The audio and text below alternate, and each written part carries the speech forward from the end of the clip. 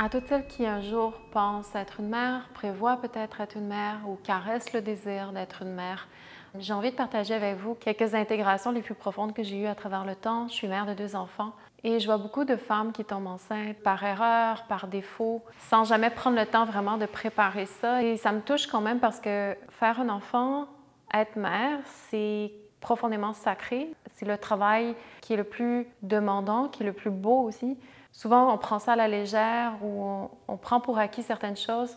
Alors, j'ai à cœur de partager qu'est-ce que j'ai pu intégrer à travers mon processus. La première chose que j'ai envie de partager avec vous, c'est d'abord, être une mère, être enceinte, ça se passe dans notre corps. Donc, peu importe si c'est un désir que tu caresses de très, très, très profondément à l'intérieur de toi et que tu es en train de rencontrer cette personne-là avec laquelle tu veux avoir un enfant, il y a une première étape, toi, qui est essentielle, c'est dans ton utérus de faire l'espace. Parce que la plupart des femmes, on vit avec tout un bagage de notre histoire, de notre passé intime, des relations sexuelles qu'on a eues, et tout ça laisse une empreinte à l'intérieur de soi. Tout ça laisse une empreinte dans notre utérus. Et quand on ne fait pas le ménage ou qu'on ne fait pas un certain travail pour au moins harmoniser ce qui est là, intégrer, faire de l'espace, alors l'enfant va être conçu et grandir dans cet espace-là.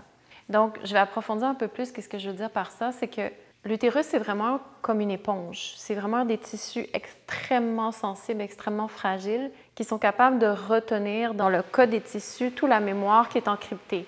Mémoire des relations sexuelles qu'on a eues, de notre première relation jusqu'à nos récentes relations. Tout ça, ça reste comme des marques, des empreintes dans notre utérus.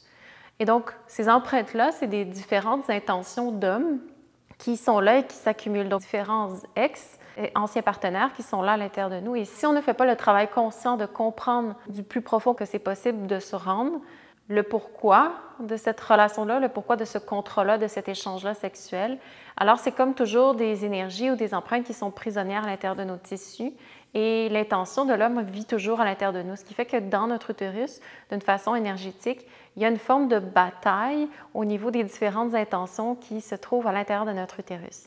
Ça, c'est quand même assez profond ce que je partage, c'est-à-dire souvent, on va avoir différents hommes en nous qui vivent encore en nous, même s'ils sont passés dans notre histoire, ils sont toujours là à l'intérieur de nous. Donc, mon point, c'est de dire que quand je veux engager dans la création d'un enfant, dans la conception d'un enfant, premièrement, cet enfant-là, il vient dans notre espace, il vient dans notre corps, il vient dans notre maison. Donc, il y a vraiment une responsabilité à créer cet espace-là du mieux qu'on peut pour accueillir, pour créer un nid qui est favorable pour l'enfant.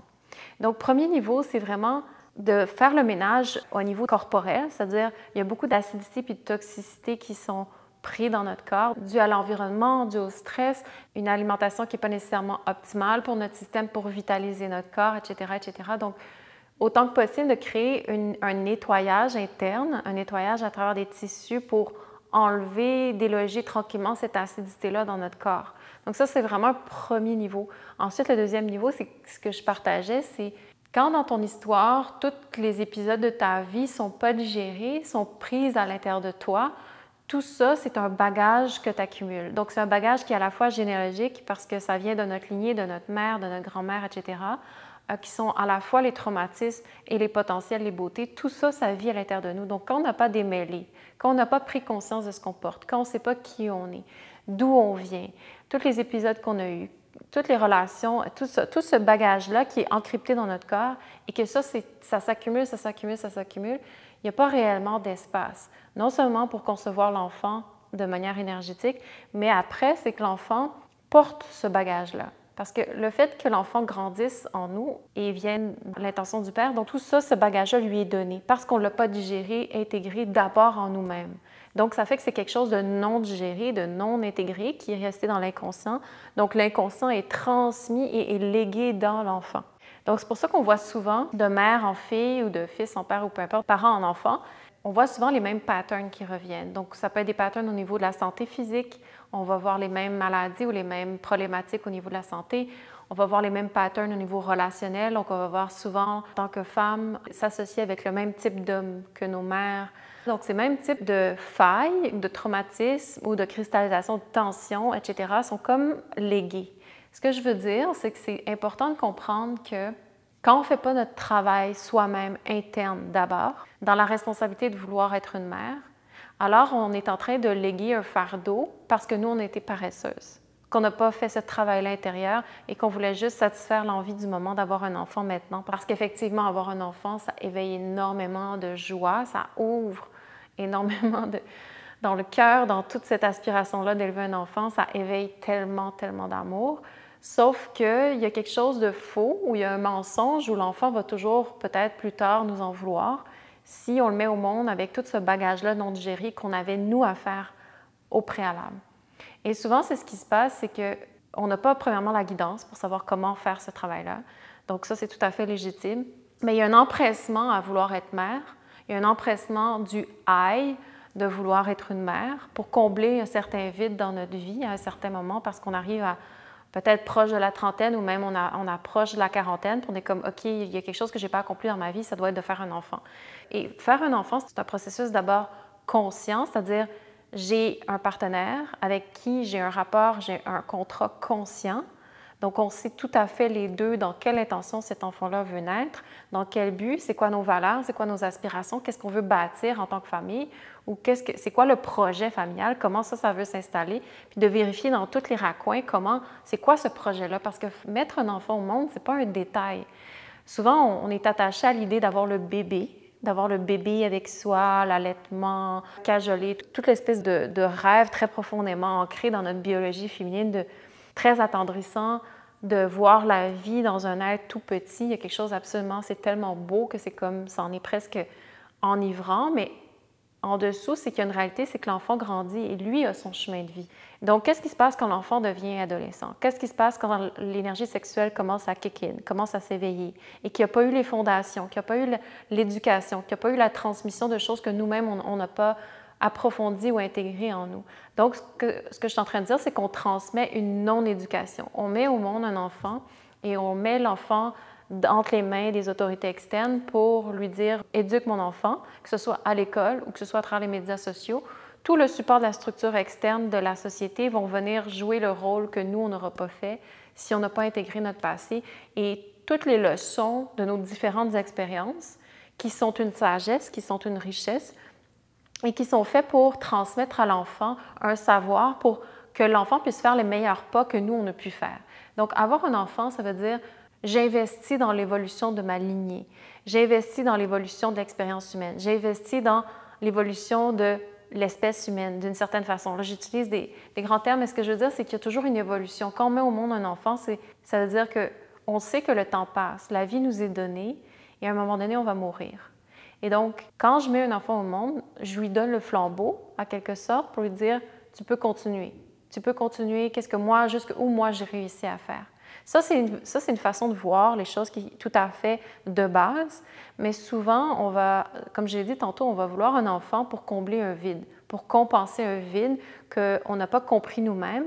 Et donc, ce vide-là va juste être transféré dans l'enfant. Et l'enfant va devoir faire le devoir, le travail, va être pris avec ce vide-là, et qui va essayer de trouver ses façons pour le guérir, en prendre soin s'il est bien entouré, s'il a les bonnes compositions pour y aller plus profondément. Mais la plupart du temps, c'est si nous, on n'a pas fait ce travail-là, on transmet cette faiblesse-là à l'enfant. On transmet la continuité de cette faille-là de paresse, de ne pas avoir voulu descendre en soi plus consciemment, regarder notre karma, regarder notre histoire et commencer à démêler tout ça. Donc, ce qui se passe, c'est que l'enfant va grandir avec ces mêmes patterns-là, va grandir avec ces failles-là. Et finalement, son héritage, c'est de devoir démêler les choses que nous, on aurait dû démêler. Versus une mère responsable, des parents responsables, font un maximum de travail sur soi. Premièrement, dans son corps. Et deuxièmement, dans toutes les dimensions de notre être, de la conscience en tant que femme, qu'est-ce que c'est qu'être une femme, qu'est-ce que c'est d'avoir un pouvoir, etc., etc. La plus grande capacité de compréhension de la vie à même notre genre, à même notre sexualité, pour être capable de transmettre les fondements de la vie à l'enfant. Et que l'enfant ne se retrouve pas dans une espèce de no man's land où est-ce d'abord, il part les premiers pas de sa vie en devant investir à penser puis à compenser pour le vide qu'on lui a transmis, plutôt que commencer la vie, les pas de sa vie, en ayant une forme de page blanche où est-ce qu'il peut découvrir qui il est ou découvrir qui elle est dans l'intégralité de son essence. Donc, c'est vraiment une grande différence. Souvent, les enfants vivent déjà avec des carences qu'on leur a transférées, des angoisses, des peurs, des manques, des failles, des peurs d'être abandonnés, etc. Tout ce que dans nos relations familiales avec notre père, notre mère, qu'on a vécu nous-mêmes, qu'on n'a pas tout à fait réussi à aller creuser jusqu'à la racine, la tension, la blessure. Alors tout ça, c'est comme finalement juste perpétuer. Et puis, à la fois, c'est aussi de comprendre la chose la plus essentielle avant d'être mère, c'est de savoir on est qui. Parce qu'à partir du moment, quand je ne sais pas je suis qui, je parle à un niveau vraiment profond, je connais mon désir fondamental, ou du moins j'appelle à le découvrir, ou je suis en processus d'aller vers ça.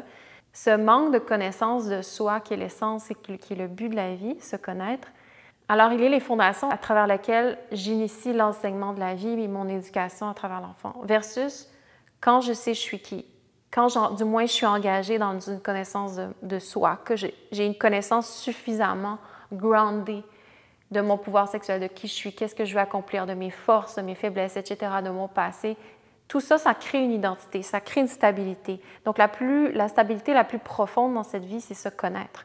Donc, quand je crée un enfant, donc quand une femme veut créer un enfant et un homme veut créer l'enfant, ensemble, ils créent un enfant et ces deux personnes-là se connaissent, ça crée une solidité, une stabilité dans la conception de l'enfant, où est-ce que l'enfant naît déjà avec une possibilité de se connaître de façon naturelle. Donc, les conduits à l'intérieur de lui, les espaces énergétiques qui suivent de lignée en lignée sont déjà d'une certaine façon disponibles, ouverts pour que l'enfant puisse avoir juste un espace de réceptivité à la vie puis apprendre à explorer de lui-même, de elle-même, comment le jeu de la vie peut passer à travers lui, les circonstances qu'on va lui donner pour favoriser de plus en plus cette capacité-là de se connaître puis de se découvrir. Donc ça, c'est la véritable responsabilité d'une mère. C'est-à-dire, d'abord, mon corps, j'en prends soin parce que l'enfant va être créé à travers ce corps-là. Donc ça, ce n'est pas rien, ce n'est pas un détail. Puis dans le monde dans lequel on vit, oui, les femmes vont prendre un peu soin d'elles à la surface, mais il y a vraiment un travail de préparation au niveau de la profondeur des tissus du corps. Et ça, c'est vraiment quelque chose qui est pris à la légère. Et un utérus, ça a besoin d'être nettoyé. Et c'est pas négatif ce que je dis, c'est pas une critique. Toutes les femmes ont accumulé des choses à travers le temps. Donc, c'est vraiment de prendre soin de ça, vraiment au niveau de notre maison qui accueille l'enfant. Et puis, à partir de ça, d'aller plus profondément dans la guérison de soi pour créer un espace à la fois physique, mais énergétique. Puis ensuite, c'est dans le partenariat avec l'homme. Donc, est-ce que c'est conscient? Est-ce que c'est clair? Est-ce qu'on a pris notre temps? Est-ce que c'est travaillé? Est-ce qu'on a eu assez de tests au niveau de la vie pour savoir est-ce qu'on est vraiment fait pour vivre ça? Parce que fonder une famille ou faire des enfants, pour moi, c'est un projet de très long terme. C'est quelque chose qui dure pour la vie. C'est toujours à prendre soin. Il n'y a pas une journée où on peut check-out. C'est quelque chose de tous les moments, de tous les jours, à laquelle on doit constamment investir de soi. Donc, est-ce qu'on a la clarté que vers où on s'en va ensemble ou le fait d'avoir des enfants va constamment nous ramener au fait qu'on a des discordes à la source de qui on est dans notre relation, dans notre polarité. Donc, quand l'enfant arrive, on est supposé d'avoir déjà eu les assises de clarté sur la conscience de notre partenariat. Et souvent, les gens vont faire des enfants très rapidement sans même se connaître profondément, d'avoir passé des tests et des épreuves qui clairement démontrent qu'ils sont faits pour être ensemble, etc., etc. Donc, il y a beaucoup, beaucoup de choses à considérer avant de devenir mère, avant de vouloir faire des enfants. Et je trouve que la plupart du temps, on bafoue ces préalables-là. On prend pour acquis, on fait juste écouter sa petite voix qui a hâte et il n'y a pas de travail fondateur. Et pour moi, ça me rend très triste parce que c'est une forme de se déresponsabiliser. Et je le disais, mais faire un enfant, il n'y a rien de plus sacré, il n'y a rien de plus important. Et l'enfant, au fur et à mesure qu'il va grandir, il va te regarder. Donc, si c'est une fille, elle va te regarder. Qu'est-ce que c'est qu'être une femme? Je vais regarder ma mère pour le savoir. Si c'est un homme, il va regarder son père. Qu'est-ce que c'est qu'être un homme? Il va regarder son père pour le savoir. Donc, la mère est le premier principe féminin à son enfant. Le père est le premier principe masculin à son enfant. Donc, c'est vraiment important de voir qu'on a un rôle, non seulement d'éducateur, mais on ne peut pas mentir à l'enfant. L'enfant, il vient de nous. Là. Il a été créé de notre chair, de notre énergie, etc., etc. Donc, un enfant, on ne peut pas lui mentir. Bien qu'ici peut recevoir un certain niveau, en dessous, l'enfant va toujours savoir quand on raconte de la bullshit, quand on ne sait pas, puis on n'est pas capable de lui donner et lui offrir les outils de base nécessaires pour qu'il puisse avancer sur son chemin de vie. Donc, c'est une responsabilité de nous-mêmes aller s'outiller. Quand je parle d'aller s'outiller, c'est d'aller intégrer toute notre vie pour que cette intégration-là devienne une sagesse, une expérience de vie, un savoir qui peut être transmis pour que l'enfant puisse évoluer à un autre niveau plus facilement dans la vie, puis sait comment naviguer dans le monde. Et souvent, c'est ça qui manque, c'est que les parents ne transmettent pas les fondations de l'expérience humaine, de la sexualité, de l'amour, etc., pour être outillés pour naviguer dans le monde. Et ça, c'est vraiment l'erreur parce que l'enfant arrive à la puberté, à l'adolescence, puis commence à regarder un peu le monde. Il n'a pas du tout les assises, les outils pour comprendre, OK, où est-ce que je vais me faire avoir? Comment être en relation avec une fille ou un homme? Comment apprendre à canaliser mon énergie sexuelle sans me perdre? Est-ce que l'adolescence est nécessairement quelque chose où est-ce que je dois aller me perdre dans des crises d'adolescence à travers la drogue, les médias sociaux? Est-ce que tout adolescent doit avoir cette phase-là nécessairement ou c'est juste une réaction du fait qu'un enfant ne sait pas canaliser son énergie tout à fait bien parce qu'on n'a pas eu de cadre où on ne lui a pas enseigné comment canaliser ça, etc. Donc, il y a beaucoup de répercussions à ne pas avoir fait ses devoirs, il y a beaucoup de répercussions à ne pas avoir fait son travail de guérison, de ne pas avoir nettoyé son corps, de ne pas avoir préparé le nid, de ne pas avoir bien mis les fondements pour qu'un enfant puisse arriver sur Terre, puisse arriver, sortir de nous, etc., pour que notre corps ait la résilience de cette mission-là, de ce travail-là sacré qu'être mère, que d'élever un enfant. Et donc, pour toute femme pour qui c'est un appel qui est là, j'ai vraiment une invitation à vous lancer, c'est de prendre le temps, premièrement, et de prendre soin de son corps et d'apprendre à se connaître et de créer de l'espace en soi. Et quand je dis créer de l'espace, c'est vraiment un travail profond, c'est-à-dire ça demande de relaxer puis de descendre, d'aller regarder notre vie, d'aller regarder on est qui, les erreurs passées, comment on a agi, etc. dans notre vie. Et là où on s'est corrompu, parce que sinon, ce sont des espaces de corruption que l'enfant va juste répéter par rapport à son essence profonde. Donc, ça commence dans le corps. C'est un processus qui commence à l'intérieur de soi, au fond de notre utérus, prendre le temps de vraiment apprendre à habiter ce corps-là, apprendre à habiter cet espace-là, puis petit à petit découvrir les espaces plus profonds qui nous habitent et doucement commencer un travail de guérison féminine qui est accessible à toutes les femmes qui ont le droit de naissance, de toucher un espace qui est sain, de toucher un utérus qui soit vitalisé, qui soit viable, regagner la vitalité de notre système nerveux aussi, etc., etc. Donc, si c'est quelque chose qui vous parle, vous êtes plus que les bienvenus aux cours, aux classes Origin Yoga, à l'univers Origin. Ça va nous faire un plaisir de vous accueillir.